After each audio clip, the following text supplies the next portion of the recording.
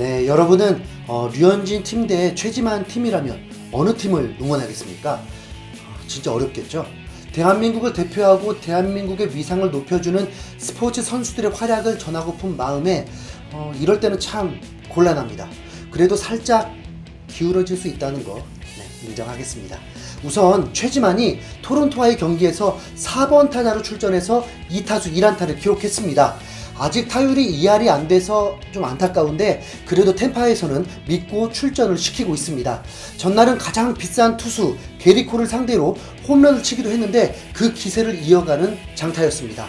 토론토가 우투수인 슈메이커를 등판시켰기 때문에 좌타자인 최지만이 나설 수 있게 된 거죠.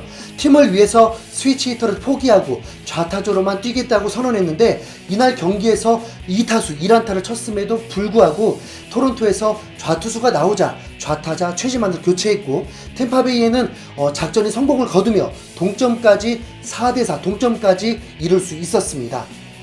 이날 경기는 완전 빅매치였습니다. 두 팀은 아메리칸 동부지구에 소속된 팀이고 템파베이는 양키스를 밀어내고 현재 지구 1위이고 5연승 중이었습니다. 토론토도 약체라는 이미지를 벗고 5연승을 질주 중이며 3위까지 오르고 5할을 넘어섰습니다. 양팀 모두 상승세를 타고 있던 이 상황에서 맞붙게 된 것입니다. 개막의 첫 대결도 토론토 대 템파베이였죠. 당시 류현진이 에이스로서 개막전 등판을 했고 4와 3분의 2이닝 동안 3실점으로 아쉬운 투구를 했지만 팀은 개막전을 승리로 장식했었습니다. 하지만 이후 두 경기에서는 아쉬운 패배를 했었습니다. 그리고 4주 만에 다시 이렇게 맞붙게 된 것입니다. 결과는 류현진 팀 토론토가 지구 1위 팀인 템파베이를 상대로 승리하면서 6연승을 질주하게 되었습니다. 이게 웬일인가요? 바라긴 했지만 현실이 될 거라고는 자신할 수 없었거든요. 1회 말에 템파가 먼저 홈런으로 기선을 제압하는 듯 했지만 2회 토론토는 백투백 홈런을 때리면서 역전을 하고 말았습니다. 홈런의 주인공은 에르난데스와 그리고 게레로 주니어였습니다. 특히 게레로 주니어는 최고의 유망주이면서도 활약이 미비해서 실망스러운 좀 상황이었는데 매우 강력한 이번 홈런을 쏘아 올렸습니다. 백투백 홈런과 더불어서 2득점을 하며 4대1로 앞서 나가게 되었습니다. 하지만 지구 1위인 템파베이는 만만치 않았던 팀이었습니다. 3회에 1점을 따라갔고 6회에 구원 등판한 토론토 투수가 2연속 볼넷을 하면서 위기를 자초했고 이후 최지만의 타석 때 우타자로 교체를 했는데 완전 적중하면서 2타점을 올리며 동점이 되어버렸습니다. 그렇게 팽팽하게 투수전으로 이어지다가 연장 승부치기에 돌입하게 되었습니다. 승부치기는 메이저리그에서 허용되지 않은 부분이었는데 이번 시즌은 코로나 상황으로 60경기 단축 시즌이 되고 여러모로 어려워진 상황이 되자 10회부터는 주자를 2루에 배치시키고 경기를 진행하는 방식으로 도입을 하게 되었습니다. 개인적으로는 매우 좋은 것 같습니다. 어차피 비디오 판독도 도입된 마당에 빠르고 박진감 있고 좋은 듯 합니다.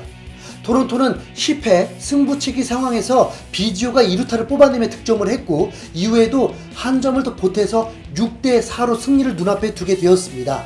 10회 말에는 로마노를 마무리 투수로 기용하면서 승부수를 던졌고 1실점만 하면서 토론토가 승리하게 되었습니다. 네, 여러분 6연승입니다. 토론토의 6연승은 4년 만에 경험하는 상황입니다. 당시에 와일드카드로 포스트 시즌에 진출했던 때도 있었죠. 김선우 위원은 토론토의 불펜이 템파베이 이상일 만큼 괜찮다고 평가했을 정도이고 비록 피어슨이 부상으로 이탈했지만 지난해보다는 선발 자원도 월등히 좋아졌기 때문에 흐름이 매우 좋은 상황입니다. 이 흐름에 이어서 토론토는 7연승을 도전하게 되는데 이 선봉장이 바로 내일 류현진입니다. 만약 관중들까지 들어설 수 있었다면 주말 경기에 이 빅매치는 매우 관심이 높았을 것입니다. 류현진은 이미 템파베이를 한번 상대했었습니다. 몬토요 감독도 류현진의 투구를 나쁘지 않았다고 평가했고 5회 일본 타자를 상대하면서 아쉬운 제구에 홈런을 맞으며 강판당했을 뿐 4피안타 밖에 되지 않았었습니다. 당시에 류현진은 좋은 컨디션이 아니었죠. 볼넷도 3개나 되었고 전력 투구했는데 딱 한 번 92마일이 나왔을 뿐 평균 구속 자체가 90마일대였습니다. 류현진이 보기 드문 4사구까지 범하는 걸 보면 그때 당시 분명 컨디션이 좋지는 않았습니다. 제구가 잡히지 않았다는 거죠. 그런데 8월에 류현진은 전혀 다르죠. 1.06의 평균 자책점을 기록할 정도입니다. 구속, 제구까지 잡혀있는 상태로 거의 작년의 모습을 찾았기 때문에 좋은 경기 결과가 나올 것으로 예상됩니다.